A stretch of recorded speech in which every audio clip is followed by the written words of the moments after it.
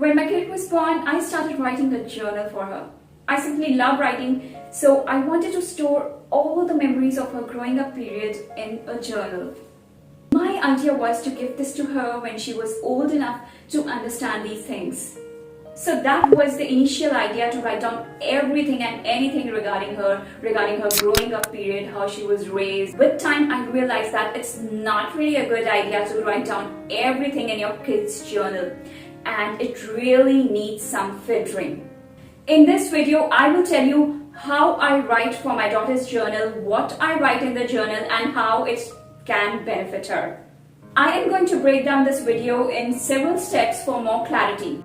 Let's get started.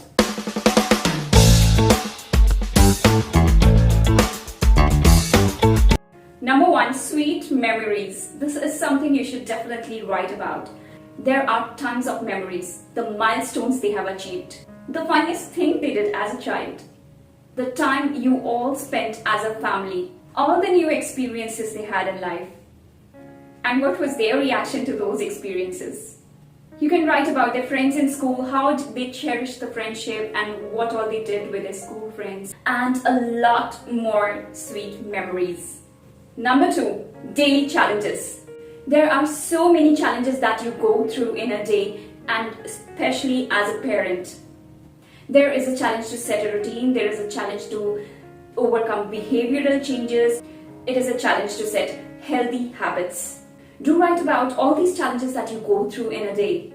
This can include your challenges as a parent or the challenges your child faces at home or in the outside world.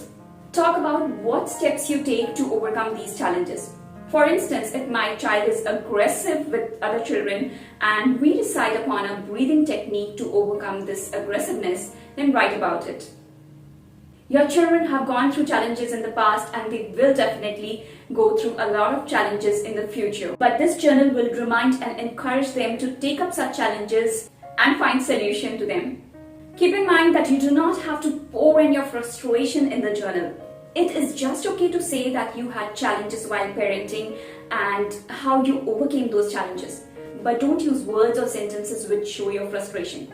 Like you had a very bad day parenting and you wish you were not a parent or something like that. Imagine when your child would be reading this would have a negative impact on your child, and this might also sour your relationship. Number 3, failures and successes. There will be so many failures in life as well as success. Do talk about all failures. You don't need to go into minute details like embarrassing moments. When your child reads the journal, they will go through this embarrassment twice. You can write about what was the failure and how your child overcame it. Or even if they did not overcome it, it is okay to learn from your mistake and move on and accept that you actually did a mistake. You cannot and you don't need to overcome every failure in life. Some are there just to make you realize that this is not for you. Do write some encouraging words or some techniques which can help them in your future.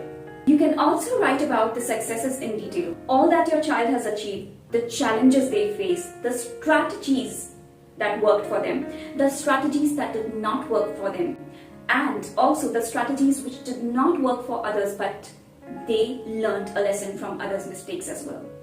When your child reads the journal, they should know that they have done this in past and they can do it again. Number 4, hobbies and interests.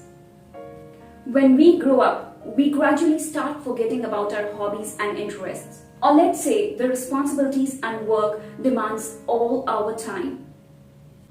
When my kid grows up, I don't want her to give up on her hobbies and interests. Hobbies help you to relieve stress, bring out your creativity, and of course makes you happy. And who knows, it might also turn out to be a secondary skill at your work. When your child reads the journal, it should strike them. I had this hobby as a child. I enjoyed it so much and I should start it again. And last but not the least is number 5, traits. Everyone has some positive and negative traits. I write about my daughter's positive as well as negative traits in my kids' journal.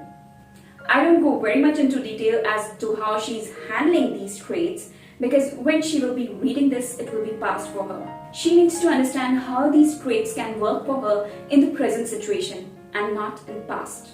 Remember, we are molding them for a better adulthood. And every single trait, even if that's positive, it can turn into a negative trait if they overdo it. So writing about a positive trait, how it can help your child, and how it can be bad if they overdo it is very important. I talk less about the negative traits, but I do talk about what all negative traits she has. So when she grows up, she should know that she has to stay away from these negative traits. It can be great if you can give them some tips to overcome these negative traits, or at least tell them that it is okay to have negative traits and just accept them as it is. You don't need to fight with each and every negative trait. There is already a lot of stress in life, and it's better not to increase the stress by taking that pressure. Some things are good even if you just accept them as it is. Learning is a never-ending process. We teach our kids so many things, and in the process, what we learn is much more. If you think you have learned something valuable, write it in the journal. You can write some nice quotes from books or other sources to motivate your child. Let me know in the comment section how you maintain your kids' journal or how you would like to maintain your kids' journal. Do pour in your love suggestions in the comment section. I hope you found this valuable. If yes, hit like and share it with your friends. Don't forget to subscribe to my channel and click the bell icon. See you soon with more such amazing videos. As always, thanks for watching.